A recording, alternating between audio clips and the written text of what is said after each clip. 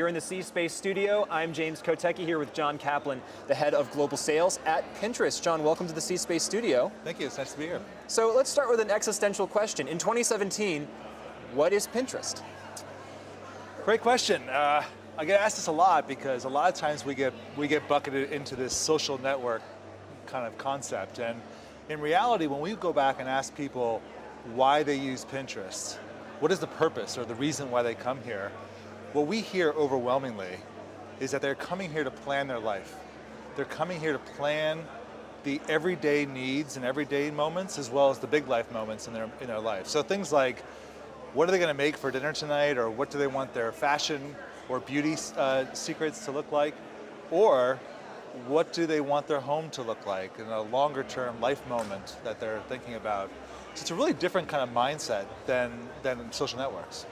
And so from a marketing perspective, how much data then are you able to get about the way that people are thinking about planning their lives? I mean, are you able to look at the images, or do you just look at metadata and understand what they are and think, oh, this person's planning a vacation? So maybe from a marketing perspective, that would be a good thing to know. Well, there's lots of things that are really interesting and different about Pinterest, about the mindset of the individuals here. So when they're coming here to plan, they don't have a clear view of exactly what they want to do, buy, do, what have you. They're open to new ideas, and they're open to brands and products that'll help them, and they're at the earliest stages of their decision-making process, which is really interesting. Like, that's a different kind of intent than exists out there today. These are not people who have already decided exactly what they want, and so what can come from that is really interesting data about what phase of the decision-making process are they in? What are some of the trending themes that we're seeing in each of our categories that people are pinning? And in fact, I think in the future, we might be able to even tell you when somebody comes into the market for the first time, looking for advice on having a baby, or that they're in the market for travel. So all these things are really interesting and unique intent signals that probably nobody else has. And could you also tell kind of what stage of the process they've actually started to make some decisions? Like, here's the nebulous phase of my Hawaiian vacation, and here's where I'm starting to nail down specifics. Yes. Yeah, we can start to see that with the pins that they're pinning. When they start to go from more inspiration through to very tangible actions, you can see that. And you can see that when they're going into kind of a buying mode. Again, we haven't categorized this, and we haven't made this something that marketers can buy on, like different modes of somebody's decision-making process, but it's absolutely what we're thinking about in the future. How do you make sure that that future feels natural to consumers and doesn't feel creepy? Like, I didn't want them to know that I was planning all this baby stuff or something like that. How do you do it in a natural way? Well, what we've always talked about at Pinterest is that there's a natural alignment between what pinners are trying to accomplish, which is to find new ideas about a problem or a need that they have, and what marketers are trying to accomplish, which is to get their product or their service in front of a receptive audience who's open to their brand at a moment that matters. And so in that context, if we do this right, and there have been examples when we haven't done it right, but if we do it right, we really understand what your needs are, what your taste is, and what phase of the journey you're in, that alignment between partner and pinner should be something that's very natural. I love the idea of thinking about it as a life planning tool, and it's something I never thought of, but it makes so much sense.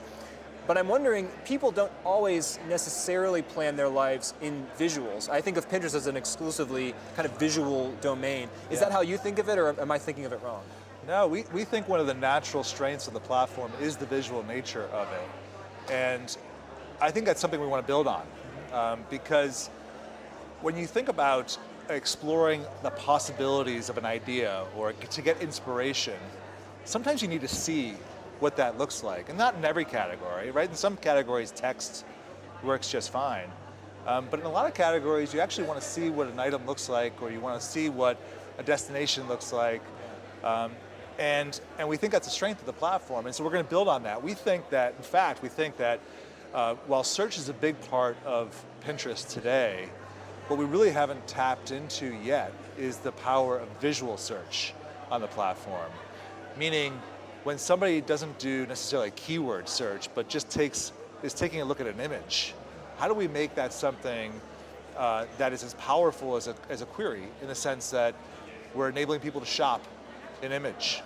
Those are things that we're exploring, and I think that we can have a very meaningful role to play in the future of visual search. So is there a world in which I take a picture of a mason jar candle holder with my phone, and I'm shown other mason jar candle holders that don't look exactly like that, but are in the same kind of vein of what I'm going for? Absolutely. I mean, you could absolutely imagine a world where we enable you to take a picture in the real world of an item and be able to explore all the possibilities on Pinterest that are related to that item, and maybe even go buy it. You know, if I liked your shoes, which are great, I could take a picture of those, maybe go buy them instantly. And those are the kind of things that we're exploring in the future. Again, building on the strength of the visual nature of the platform. What lessons, not that I want you to give lessons to your competitors, but what lessons do you think you've learned as a company as you've evolved and as you've kind of looking to the future as far as monetization and sales in this online space? I mean, I don't know if the term content company is correct to describing you, but certainly people are interacting with visual content and they're playing with it. Are there lessons that you have for other marketers and maybe possibly even media companies about how to shine that light forward? Well, what we talk a lot about is how do we make the advertising experience and the relevancy of our ads equivalent to the organic experience.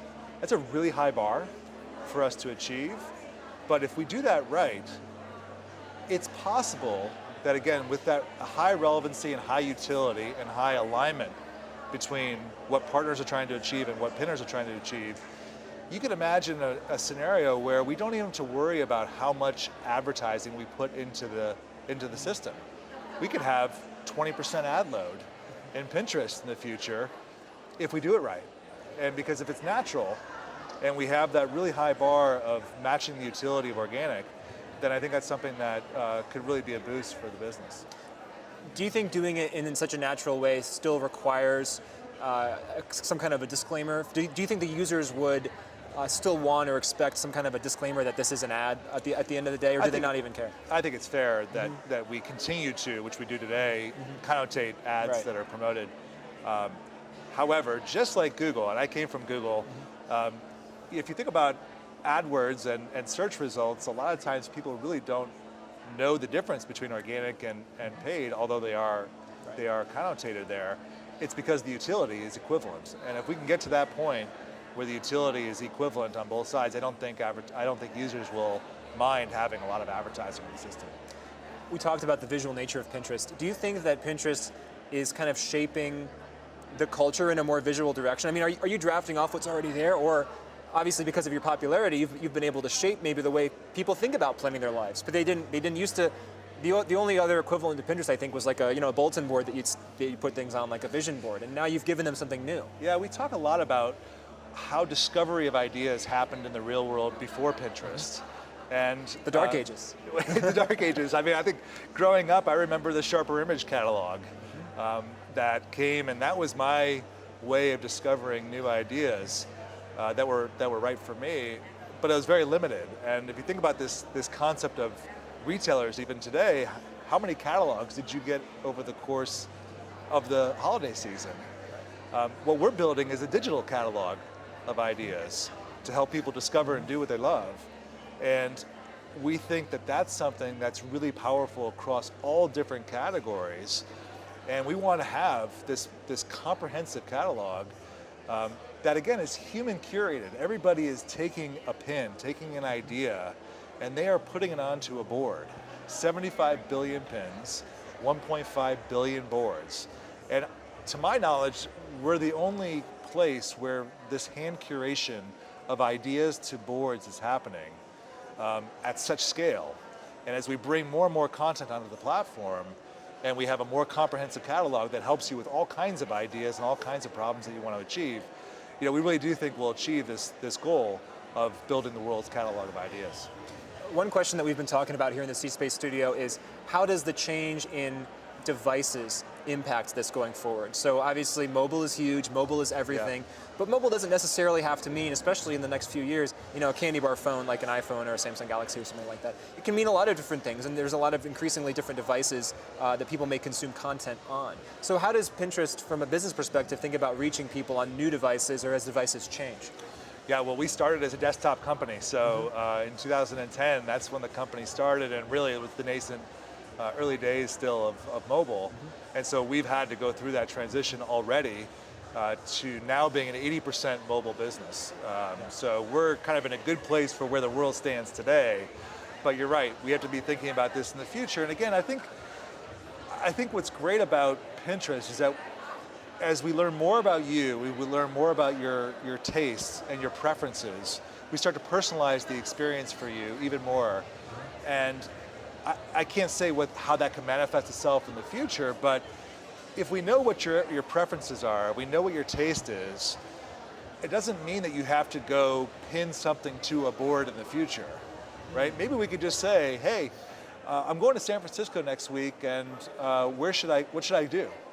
And because Pinterest knows so much about you and about your tastes and about your preferences, you can imagine different experiences that we haven't invented yet that just enables you to go do that with that personalization. Yeah, absolutely. I could definitely see that. Speaking broadly about CSpace and CES generally, what are some of the ideas that you've been seen kind of percolating here, even things that you don't necessarily have anything to do with, but that are just exciting you as you look forward to the future? Well, I think obviously coming from Google, there was a lot of focus on machine learning and artificial intelligence and how we could apply technology to new industries. I worked a lot on and helped with some of our work on the contact lens that is connected to the internet at Google, and it helps you monitor your diabetes through your tears. I think that's an amazing innovation, amazing example of how people are applying technology to a new problem that just surprises and delights people. It's almost like magic. And I think those are the kind of examples that I think are really interesting. Here, we're seeing a lot in robotics, we're seeing a lot in AI, and of course, we still see TVs. How about this for a magical future vision? Taking what you've already said about Pinterest kind of being able to know you and the idea of a magical contact lens, could you imagine a world where you're wearing a contact lens and it just kind of captures what you look at throughout the day, where your gaze lingers on things naturally? And that could be another way of inputting data into Pinterest so that it knows visually what you like. Well, talk about a visual search. I mean, that would be a great example of that. It's almost a visual search that you wouldn't even necessarily be doing consciously. Correct. And all those things could be possible. I think we're taking some of the first steps to build on the strength, using the devices, using the technology that's available today, but I could absolutely see that being a part of our future as well. Well, John Kaplan from Pinterest, thanks so much for joining me in the CSpace studio. Thank you, it's great to be here. Awesome. I'm James Kotecki. Keep it locked right here for more great content from the CSpace studio.